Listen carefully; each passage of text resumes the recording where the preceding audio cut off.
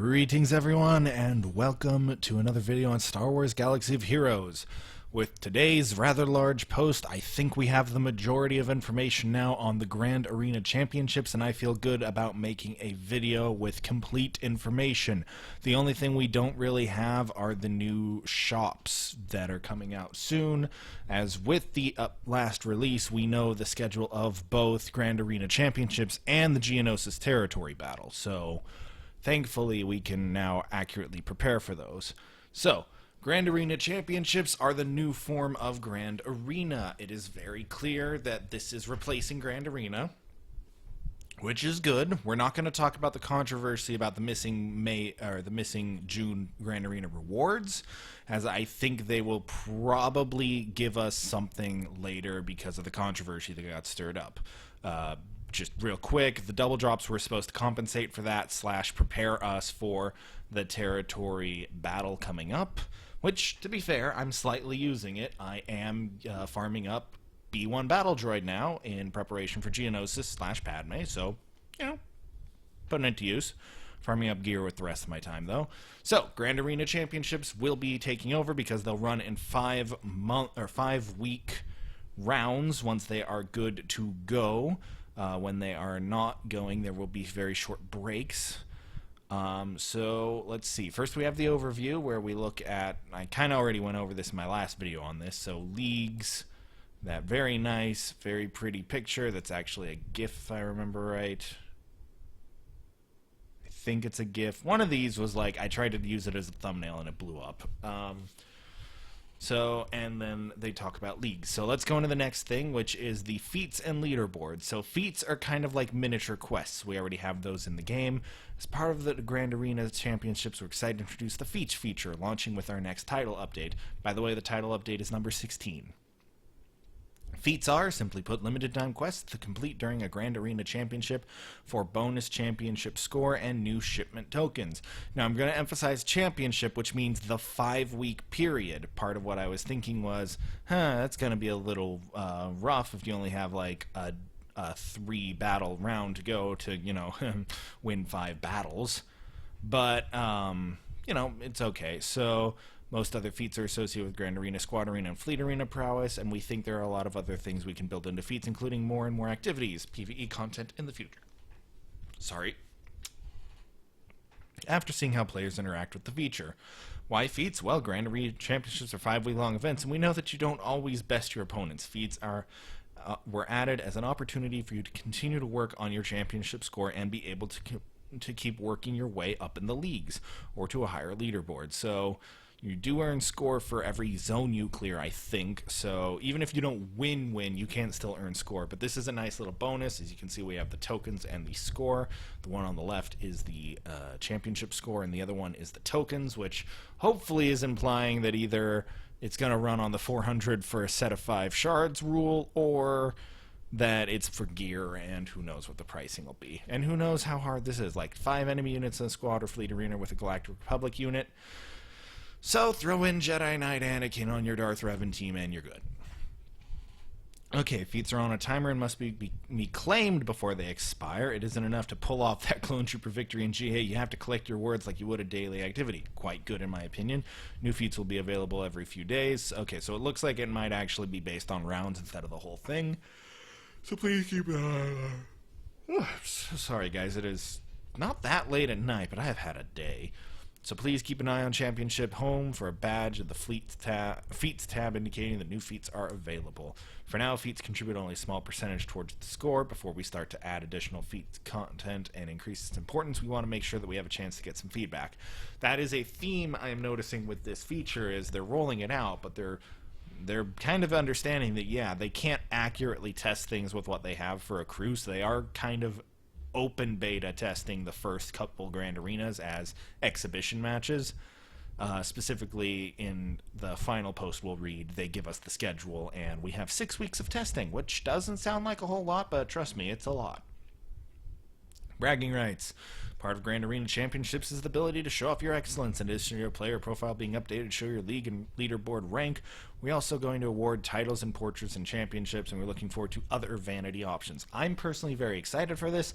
because I love vanity. I know I'm running the loyal friend thing right now, but I'm figuring by the time the first full championship is over, that'll be the 5-week exhibition one, I will probably switch out for a different portrait.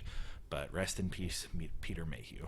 Alright, for now, all players who participate in the first couple of championships, the exhibitions, will receive the unique title Championship Vanguard. Once we get out of exhibition season, more on a schedule and a follow-up post, which we have finally, you'll regularly seeing portraits and titles and rewards for achievement and participation. Stay tuned for the next post where we will talk about Galactic Point divisions and leaderboards. So this is that post, and it's a lengthy one. Let me take a sip of water real quick. Alright, so Grand Arena Championships are a 5-week series of Grand Arena events and feats. Our goal is for the experience to feel like a normal Grand Arena event with a few bells and whistles, and then gradually ratchet up the competition and drive for the players who make it up to the higher leagues in later events, until by the end of a championships it feels like the sharpest competition that the game has to offer. In this post, we're going to talk about Galactic Power Divisions, a feature that enables us to curate the best experience and relevant rewards for all Grand Arena players, regardless of their time in-game or collection size. So this is something that I'm going to talk about at the end of the video that they've been discussing a lot lately, especially in the podcast that Carrie did. That would be CG Carrie. Where she kind of talked about Lifecycle events. And that's something I don't think a lot of players take into consideration. And I think it's an important thing to think about. So your division is simply your GP bracket at the start of each championship. So as you know, there are 4 right now, and the divisions are going to set the rules and rewards, aka how many things you put out on defense and offense. Your division will be reevaluated at the start of each championship. That is overall championship, not the individual rounds, and you'll receive greater rewards overall the higher the division you qualify for. You can't change your division until the next championship, but you can reach higher leagues. So Bronzium, Chromium, Kyber, those are the leagues, those are not your division. So basically, you're like me, I'm kind of getting close to that 3 mil mark, but I'm in the middle of a rather broad division. So I'm kind of getting towards the middle of it.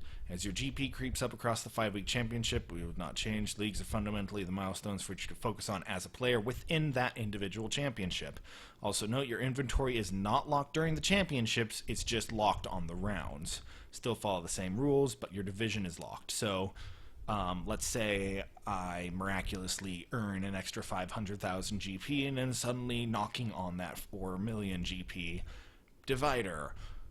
If I'm in the middle of a division, or if I'm in the middle of a Grand Arena Championship, like I'm on week 2, I'm still going to be fighting people who are in the lower bracket, even if I rank up a division. I won't see that affect me until the next full Grand Arena Championship. But, I think it's explained later in this post, I'll still be fighting on the old rules.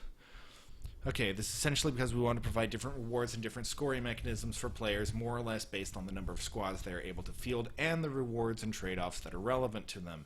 Now that matchmaking is less directly impacted by overall galactic power, see in our earlier post on this, I actually do want to bring that up. Alright, so we're going to slightly reduce the weight of pure GP in matchmaking in favor of a larger set of variables and tend to make it feel less like Grand Arena is punishing you for going broad. If you're working on newer or lower powered squads, matchmaking systems will be less likely to put the count towards those. When matching, you'll less likely be paired up with someone who A, looks just like your GP-wise, but B, has instead of spent all their efforts optimizing a small handful.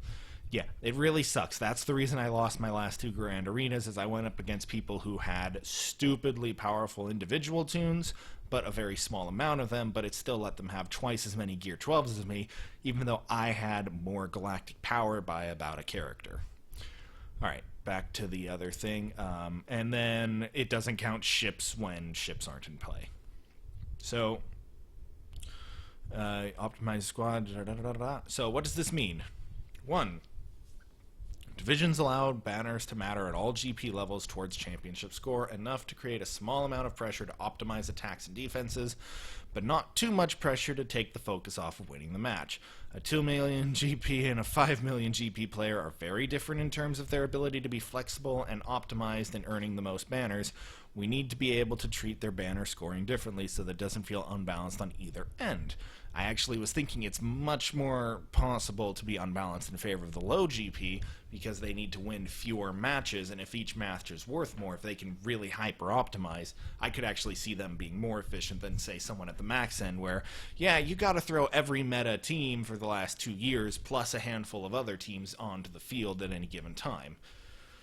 Alright, we will be paying close attention to this balance and likely make adjustments after our first exhibition championships. Again, continuing with that theme of, we're gathering data, this is a test. Rewards will be given, but this is a test. Players will get a set of rewards that are a better fit to their lifecycle needs. Again, once more, the lifecycle thing. A long-term goal of ours is to get players more relevant rewards based on how far along they are in the game and what specific grinds they are facing. Oh, let me tell you something about grinds. We are starting to pursue this conservatively at our first promotion feat rewards, consisting of crystals and a set amount of gear. So for the record, that's the league promotion. But over time, the division system allows us to begin executing against this long-term goal to create a better sense of progression through various resource management challenge, i.e. those of you who are over the hollow projector hump get less bogged down in rewards you can't use. I think that's a reference to a certain piece that drops from Mace Windu, but I honestly can't remember what the fuck a hollow projector is. Language, sorry. Again, we are only beginning to execute this goal, and we'll be able to share more in the future after this update is in players' hands. I will get back to that again. Players should never feel incentivized to tank their GP before or during a championship, since a higher GP means better rewards. This, combined with the move away from raw GP and matchmaking, should result in less last-minute weirdness and closer, fairer matches. My guild recently dealt with another guild out of Japan who was doing the GP or the mod tank on us. Basically, they tanked their mods during the matching process, and then they were able to reattach. Now, I know that's a bannable offense, but we could not actually report them because we cannot type out their damn names. A little annoying, and I don't even know what to call them. I probably should put up a screenshot, but point is that bullshit happens. If the GP difference across players is great enough, the matchmaking will also default to the lowest number of defense required by the division between the two players. Okay, this is what I was talking about earlier. Only the very best performing low GP players are likely to encounter this. However, players who are good enough to end up getting matched with higher GP players will be able to do so on a more level playing field. Basically saying that, okay, if, like I said, if I cross into the 4 mil thing and I'm still in the middle of a thing, I will still fight on the 2 mil, which means I'll have slightly more squads to spend, but my opponent will not be required to pull up a really low quality squad to fill in a spot. Most importantly, divisions should create long-term goals for players and their collections so that we can reward elite Grand Arena Championship players regardless of the size of your collection, while still encouraging the newer players to build out more and more teams, chase PvE content, master more characters, ships, and squads. We don't want the only players hitting Kyber League to be the ones who have the biggest collections. Younger players who consistently beat their opponents, complete feats, and optimize their play should get a shot at glory too. This is very important, because there are a lot of players. Like, for example, if we use Warrior's Scissorman account, it's probably going to be one of the most strictly optimized accounts out there, because he knows exactly what the heck he's doing, and he's shooting just for the best squads right off the bat. He's not going to have clones ready. Like, he'll have a little bit of Clone Trooper ready, but he's not going to have clones ready. He's not going to have the Jawas. He's not going to have the Tuskens. Characters that used to be important. I've seen people run the full Jawa team. I respect them for putting that out there on defense. I'm still going to mow it over with General Grievous, but I respect them for trying. So, like, yeah, there are people who they just don't have the extra 17 whatever from their gear, from each gear 12, or 17,000 points from each gear 12 Jawa, because they hyper focus, which means they'll never get a crack at people up in the 6 million GP. Now, to be fair, if you're at 6 million right now, you're a whale. So I don't really want to fight you anyways, because you're fighting with your wallet, and I have been really, really good about not spending since Revan. Like, Revan really put me off to dolphining.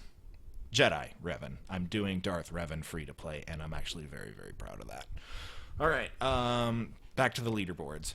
Along with Grand Arena, we're invested heavily in leaderboards in order to provide a strong competitive background that does not simply just recreate the dynamics of Squad Arena and Fleet Arena, but feels like a competition.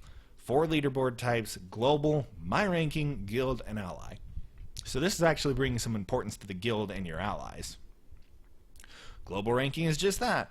Top 50 players in each league per division, ranked by championship score. It updates in near real time, so yeah, if you complete and you earn a ton of points, you might see yourself on that thing. Your ranking and basic stats will always be visible in GAC leaderboards so that you will compare yourself against the very best. My ranking is the same as global, but goes down to where you are. If you're in the top 50, it doesn't change. And then at the very end, they're saying we have plans to eventually further reward the very highest players in the Kyber in each division. Finally, Guild and Ally leaderboards operate across divisions and leagues and provide a bit of friendly competition between you and your guild mates, or you and the list of allies and friends, shardmates, nemesis that you can customize. We're not rewarding based on these leaderboards at the time, but we are looking forward to incidental competition and fun amongst friends that separate the hard-edged competition from global leaderboards. Thanks for sticking around, and we're going to talk about the schedule in the next couple of days. Bam! The schedule. This includes stuff for all of Title Update 16. Oh, I'm getting long-winded. Alright, Grand Arena Championships are intended to play a major part of the day-to-day gameplay of veteran players. I'm looking forward to it because things have been dry. Because we have big plans for the future of this game mode, we're planning to run an exhibition program first to make sure that player experience, technical smoothness, and competitive integrity of the experience is as good as it can be before we ramp up rewards, competition, and make it really count. So we're getting mild rewards, but we're getting rewards. Here's the schedule. Please note that we have planned dates as a rollout. All dates are not final and subject to change. Now, we'll be able to confirm this schedule as soon as the update and rollout begins. So, June 17th, the rollout begins client-side. This is the initial deployment of the Title Update 16, and this begins the 24-hour rollout process. They are targeting Monday, Tuesday, and it may be more, but you will be able to download it. You won't be able to play Grand Arena or the Darkside Territory Battle until their events start, but that's okay, because they're giving us 3 days for it to roll out. So, tentatively, June 20th, first exhibition Grand Arena Championship, a straightforward 1 week long Grand Arena embedded in a championship. You will see league progression and a few interesting feats. Players won't be able to reach the top league. Rewards and progression speed will not be final. So this is their first smaller test. They just want to make sure all the systems work, because if the systems don't work, they can't run the full 5-week one. All right. June 26th, Cooldown and Geonosis Darkside Territory Battle. A 1 week downtime where players can focus on the new Geonosis Territory Battle while we collect and respond to the feedback from the first exhibition. So this will be when they fix most major bugs that are discovered. It's a game release, there's gonna be bugs.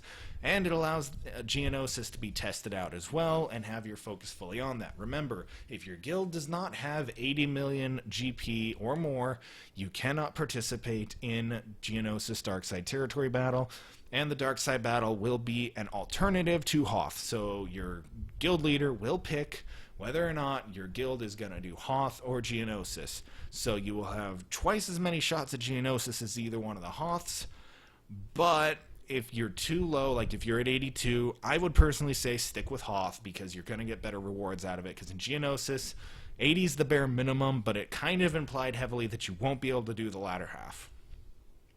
It will also have the return of the randomized platoons, so try and keep that in mind. I know they said they were going to talk a little bit more about that after the podcast, but still, it's going to at least be somewhat randomized, and that always means then that you're going to have to deal with the whale-only characters. Now, thankfully, the only 2 whale-only characters right now are Malik and Shakti. And by this point, Malik might be around again, so I don't know how that's going to play out. But Shakti is the only one that can only be whaled out right now, and by the 26th, she should be purchasable for shards. Actually, let me pull up the app real quick just to verify. Store.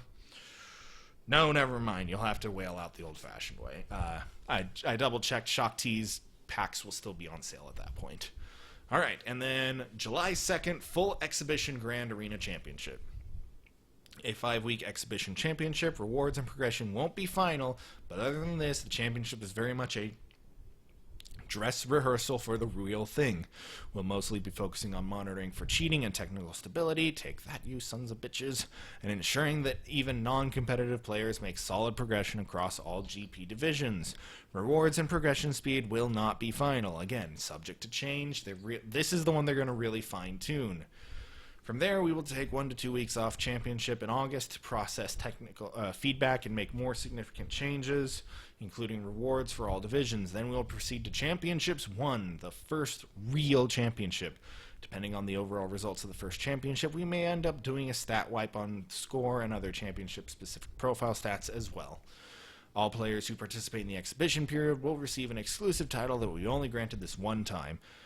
Through Exhibition and Championship 1, championships are going to run exclusively in the 5v5 format. So, no need to worry about 3v3s and a certain overpowered red guy, and no need to worry about ships, which is kind of nice, because I think ships are about to get a massive overhaul. We have a new capital ship on the way, with potentially a second one in the wings, maybe even a third, if my theory holds that both Gunray and Grievous are getting capital ships, but it's probably just Grievous. So, expect the ship meta to get shaken up real soon, so that's probably a good thing they're leaving it out. Thanks again for reading another Grand Arena Championships TED Talk. We're looking forward to putting this in your hands. So, again, I noticed they didn't give us any actual information on the shops, but I think that's because they're reevaluating that right now because of the discussions that have been going on. Water break.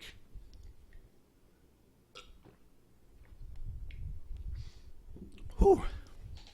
So, life cycles. All the information I've given you, this is everything we know about it. So what's a life cycle? A life cycle kind of works in 3 ways. One, your character level. So the very first part of the life cycle is anything that's not level 85, because you're leveling up. You know, it used to be a little lower than that, but basically whatever's not max level. We know Gear 13's coming, and level 90 is somewhere. So, for example, right now, my total galactic power is 2.574 million. Okay, I thought I was getting a little higher, but 3 months ago I was at 2 million, so I'm growing.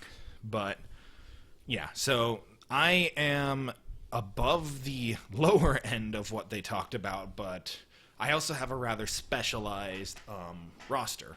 Like, I was dumb for my first few years, but since then, I've been pretty good about not needlessly powering things up. It actually kind of hurt today. In preparations for a slew of new characters, I assigned some mods. Like, a good one to talk about is I unlocked Darth Treya recently, but she's only at 5 stars. And I need to save my gear and my stuff for the other 2 Darths that are coming. So I have not leveled her up very far. I took her to level 50 just so I could put mods on her. I assembled a basic set based on Star Wars.gg's the top arena versions of the mods, and I was also out of mod space. We had the Smuggler's Run recently, so I needed more mod space, and I've actually been, like today, cleaning out my mods, leveling them up a little bit because I'm sitting on several tens of millions of GP. But like it kind of stung me to do that because that gave a lot of power to Treya, and I did Sith Trooper as well. Now I plan to take him up immediately. I just am holding, again, I'm just holding on the gear, but like I have immediate plans to get him geared up pretty quickly, so it's not like that hurts. But Treya is not going to see gearing for a while. In fact, I'm not sure if I'm going to bring her out for the Grand Arena Championships. Definitely not for round 1, but when we have our full exhibition in July, I'm still not sure if I'm going to have brought Treya out yet. But that means that Treya, if I scroll down to her, is currently valued at 2,000 GP, which is not a lot.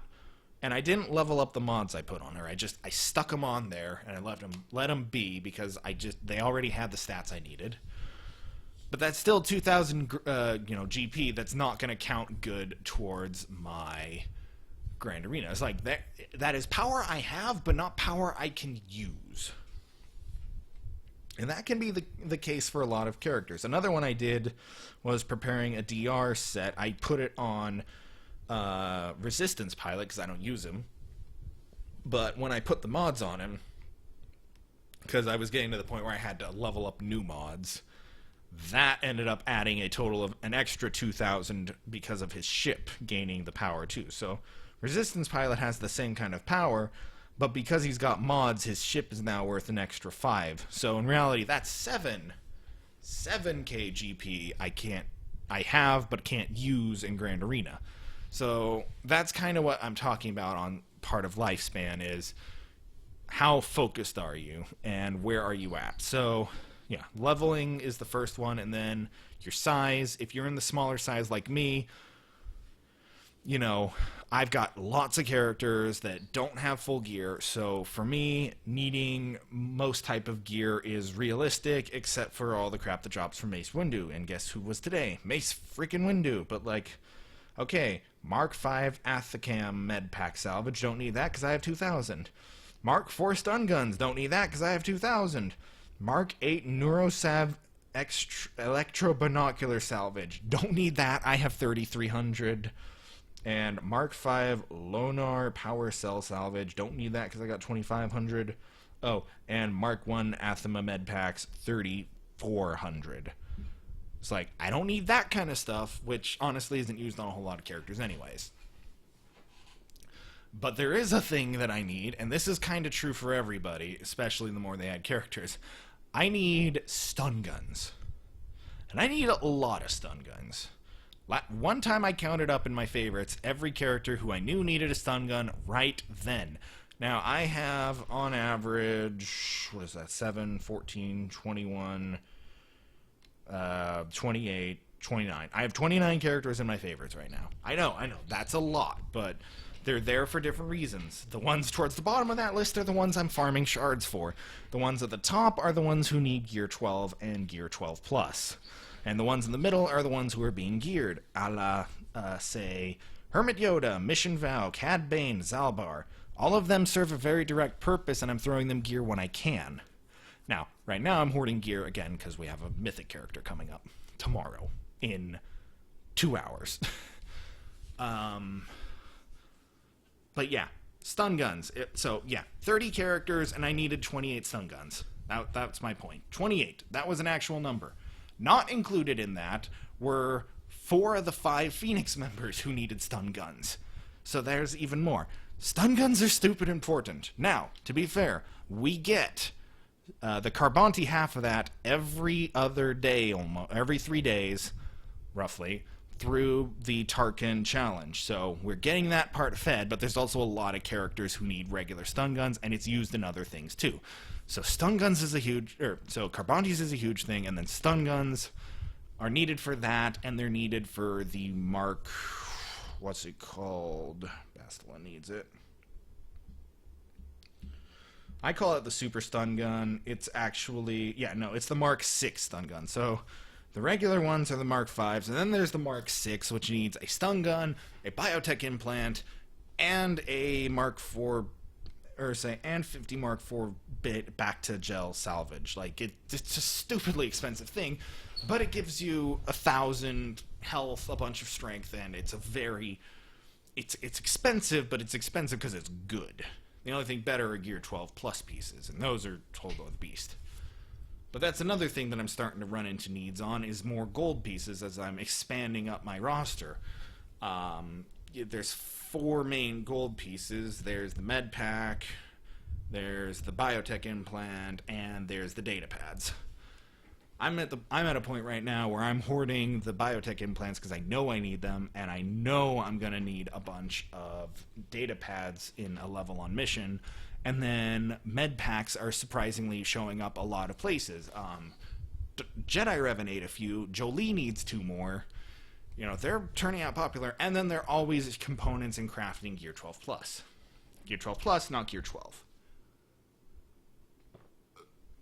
So characters who are way above me, the gold stuff is what they're kind of stuck at. But I'm still kind of stuck at the stun gun thing, for lack of a better term, and because it took so long to get into good raiding guild, I also have a backlog of characters who need raid exclusive pieces.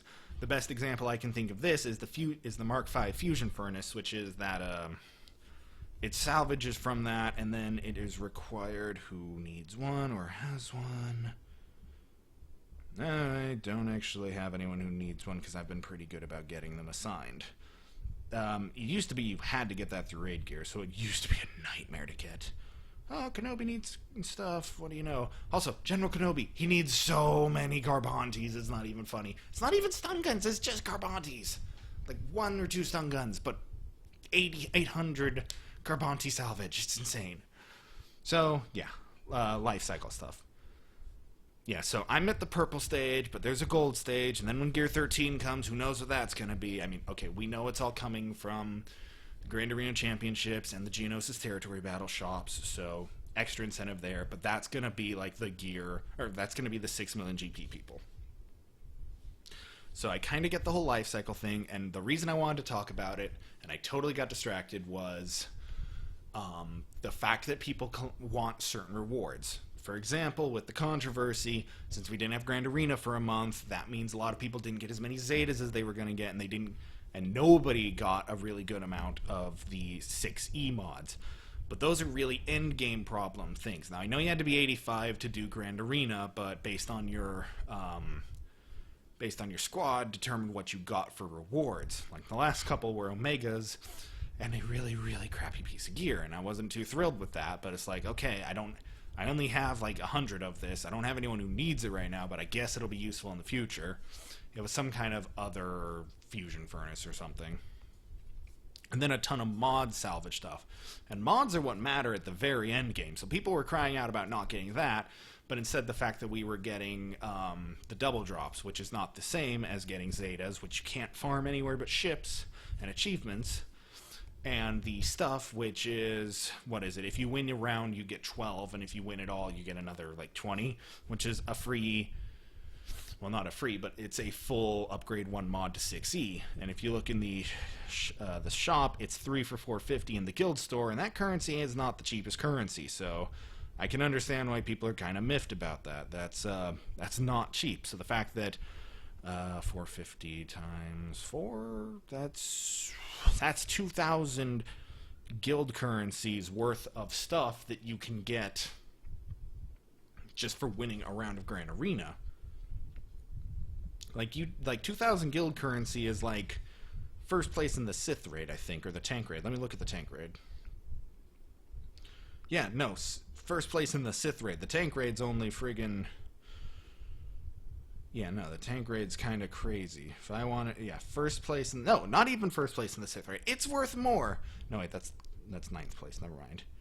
Okay, so top 6 in the Sith raid. That's the only place you get 2,000 currency, and I guess maybe 4, 5 stars or whatever, or full stars in a territory battle. My point is that's insanely worthwhile, but it's only worthwhile to the max end players who actually can do 6E mods. So these double drops are way more valuable, honestly, to the lower end players. So I get why the high ends are complaining, but the lower end players are honestly the ones winning on this, and I'm okay with that. I'm mad I don't get the Zetas. It's screwing me up terrible. It means I have to gear 12 mission Vow in order to qualify for Malik. But I get it. I do wish they'd give us some more Zetas, but I get it. Like, Zetas is one of the most important currencies in the game, because again, you can't buy it. Can't buy a Zeta, except very rarely. It's part of a pack, but it's not like you can just go out and buy a gear pack sometimes. Like, you can't just go buy Zetas. You have to earn them.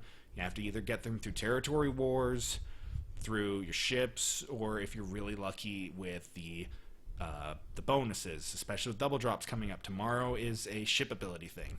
Now, given my luck, I know this has been said by some other YouTubers, it's going to be 2 times 0, so it's not really going to matter. I would love it, if they just for this week, they were like, okay, yeah, we get it, it's double drops, so it would really suck if you rolled zeros all times in a row. In fact, I'm going to screenshot my rolls if I start getting zeros. Because it will really suck. Because it's happened to me where I have actually gone 3 rounds of ship abilities in a row and gotten no Zetas. It sucks. Carrie actually talked on that podcast about how they thought they got rid of it. No, it's not gone. It happens. It happens all the friggin' time. Like, this last Sunday broke my chain of really bad, or Monday broke my chain where I managed to get 3. Finally broke my chain of 1 a week. Trust me, it's still there rolling zeros. I much prefer the, okay, you get 1. I'm fine with it being a guaranteed 1, because that's a calculatable thing versus, well, if I do, saying, well, I've got, 2? I've got 2 rolls at it for 3 times on double drops, so what could be 4, could be 8, so that is potentially 24. Wait, am I doing that right? 24 Zetas, which is a full Zeta. I'm not lucky enough that I'm going to roll that. What I'm worried is that I'm going to get 2 throughout the whole thing. Okay? That's what I'm concerned about. Alright, I think I've ranted on long enough. Y'all know what you're expecting now for Grand Arena Championships. I will be streaming it. I will also be streaming tomorrow morning-ish Darth Revan's Hero's Journey, or Ancient Journey, whatever it's called. I'm ready. My team is ready. We're doing this. And I haven't spent a penny. Not on gear, not on shards. Everything I got was through earning it in my crystals or farming it. I'll admit, Juhani really had to happen during the double drops, but it's done. It's ready. It's happening. Check it out tomorrow, June 16th, 13th, 2019. Let's go ahead and say 10:30 a.m. Pacific. That is when I'm going to try and be live to do this. Alright, everyone. Good luck with Grand Arena Championships. Good luck with Darth Revan. Good luck with Geonosis. And good luck with Malik. I will see you all tomorrow. Farewell.